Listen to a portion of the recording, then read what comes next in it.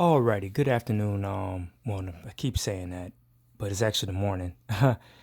Good morning, ladies and gentlemen. Hajim Zero here, back with another quick movie review. This one and the next one is gonna be, I don't know how to say it. It's gonna be a little gray area. Well, at least with this one, I know that it's not as hated, by the fans, you know, um, as the other one is. But this is the video game called classic film Mortal Kombat, which came out in 1995.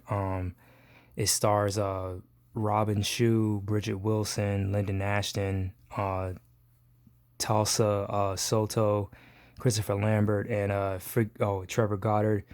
And forgive me for not knowing the guy that plays Shang Tsung, because he's like one of the iconic pieces of this movie. They recast him again in the Mortal Kombat Legacy web series, and of course with the recent video game, because that guy did a very good job, and I even seen him in other movies, and he is a good actor.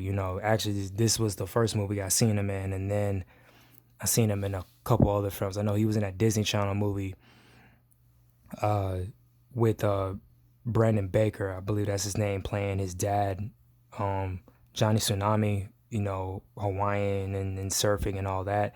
And it's kind of funny how he plays a menacing bad guy in this, and he plays a loving grandfather in that. But pretty much, if you guys are familiar with the video game, it's about three chosen warriors that go to this island to fight, in this tournament that is surrounded by many realms, and it's really the fight literally for the planet. If Earth realm loses, it's invaded by a outworld, a desolate wasteland. And in the film, I like how oh my bad.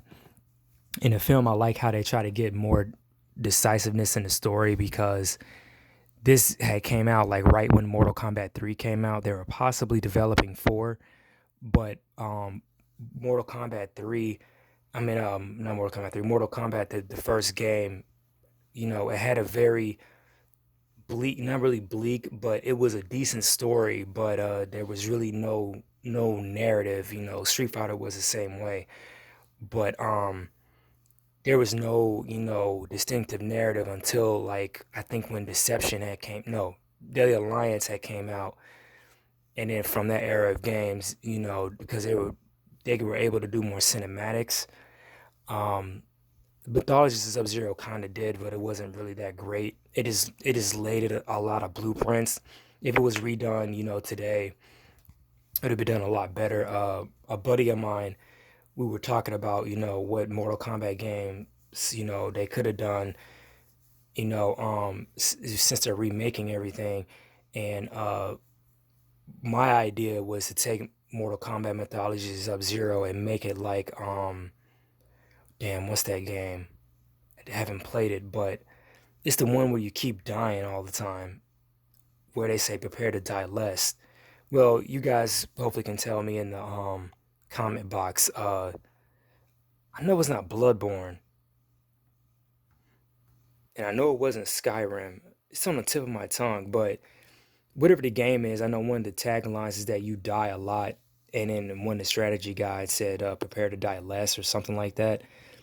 Um, but hopefully you guys can tell me, and of course we were talking about Mortal Kombat Shaolin Monks, but back to the movie. This movie, what I really liked about it is that it did have that good story. There's good, there's at least two good martial arts fights in this, and it was funny because with those fights, they actually said, they were they really weren't originated. They weren't originally in the script. Um, the two fights I'm talking about was the one with Johnny Cage versus Scorpion, and then the other one with Liu Kang versus Reptile. And it was funny because they originally said that the Scorpion and the Sub Zero, no, the Scorpion and the Johnny Cage fight, it actually ended when he did the shadow kick and Scorpion had did the portal. But that I think between both of those fights, I think that one was the best because you really see those hits and everything connecting, and how savage, Scorpion was delivering those hits. Um, and then with the reptile one, they did so many takes of a certain sequence, and I think, it was supposed to be shorter than what we actually saw. And I know in that scene, Robin Shou had actually broke his back or something like that because he was thrown up against the little pillar, and they had did so many takes of it. But pretty much, as well as the movie and the film, it had a lot of good influences. The movie and the film, the game and the film. Um, Mainly the three movies that was like the inspiration for the original, the video game. It was Enter the Dragon. Um, what was it? Trouble in Little China or Little Tokyo or something like that. The one with Kurt Russell and had the character that was the Raiden inspiration with the hat and the thunder coming out. And Bloodsport, mainly Jean-Claude Van Damme, who was originally supposed to be the Johnny Cage, licensed project character in the from the video game aspect, but the deal had fell through. But they still kept that idea of the game and doing the digitized characters, and of course Johnny Cage was the model, for that character. But even with the Bloodsport movie, it's an underground tournament that's pretty much a death match. So that's Mortal Kombat, of course, and of course you had Into the Dragon. It was Bruce Lee and three. Technically, he is one of three other main characters in the film going to a mysterious island to fight old man. So there's many other interviews and deeper insight of how the history of the game, and it's a lot of history with Mortal Kombat, even with just the first three games by itself, from original characters that was supposed to appear in the first one, to, those same original characters being rolled over, and we're seeing them in the second and third game. And, even to the extent this movie and the game itself had inspired me, on one of my, big epic stories in college, which I'm just now indirectly, like currently right now, rolling over a little bit into the current story that I'm doing. It's like a fifth chronological story. At least I think it's a fifth chronological story that's gonna come out a lot sooner. And some of those characters I created way back then that was inspired by this, franchise, who you'll get to see. It is like a little bit of a tasting before the big concept where it was Lord of the Rings and this merged into one concept and a little bit of Stargate, but that's as much as I'm going to talk about it. Um, Another good thing about this movie, I think I mention Bridgette Wilson is in this as Sonya Blade, so she's very interesting. Originally, the studio wanted Cameron Diaz to play that character, and it's kind of funny. I don't not know why. And this is before I think she got cast in The Mask and she became a big Hollywood, superstar. And then I know they wanted Jason Scott Lee, who portrayed Bruce Lee. They wanted him to play Liu Kang, which I can definitely see, especially at the time. He was young. I don't know what he looks like today, but yeah, Robin Shou at first originally didn't want to do the movie because he stated that he didn't want to do a film where if the bad guy was Asian, but he later retracted when he found that the protagonist was Asian. So, which is understandable, as Liu Kang is one of my favorite characters in the game, and and Robin Shou, he is a good martial artist. At this, this is the first movie I've seen him in, and I know he did a movie with Donnie Yen, and of course he was in Street Fighter as Master Gen. He looked a little bit different, but yeah, he's done some martial arts films. Of course, the other classic after that movie he did was Beverly Hills Ninja with the great Chris Farley, and that's the other movie I noticed him in, and I loved him in that. He has a variety of doing serious action and of course comedy. Oh man, my hand's in the way. But other good things I liked about this movie. They shot it on location in Cambodia.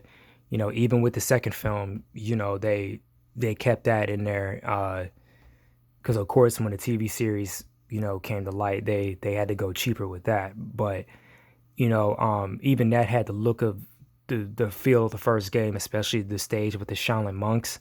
But it was still nice that they had changed it. They actually went to a real Buddhist temple. And what they changed on here is in the in the game, I think it's called the White Lotus Society that Liu Kang is a part of, and this is called the Order of Light. I guess of course they changed it because of culture, and in the game he is Chinese, and it's implied that in this movie he's probably Liu Kang is probably Thai, but we don't know, so at that time, being politically correct really wasn't a thing. So I'm seeing Cambodian temples, in Thailand, and the background is supposed to be Chinese. But some other good positive facts. The actor that played Kano, who also passed, I think he died in 2003. Trevor Goddard, he did such a good job with Kano that future games had incorporated him to being Australian. I know in the original game, I think he was supposed to be Japanese American, but the guy that betrayed him had did such a good job with the thick, heavy Australian accent. Even if you see Mortal Kombat Legacy, ironically, the actor that played him, who also passed away, he's also in Ip Man. I think his name was Darren something, but he was also a known martial artist.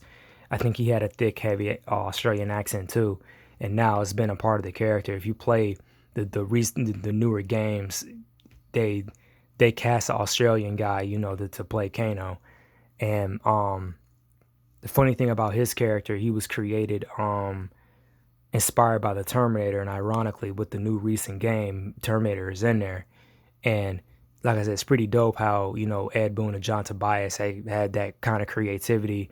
You really see the melting pot of a good product that came out.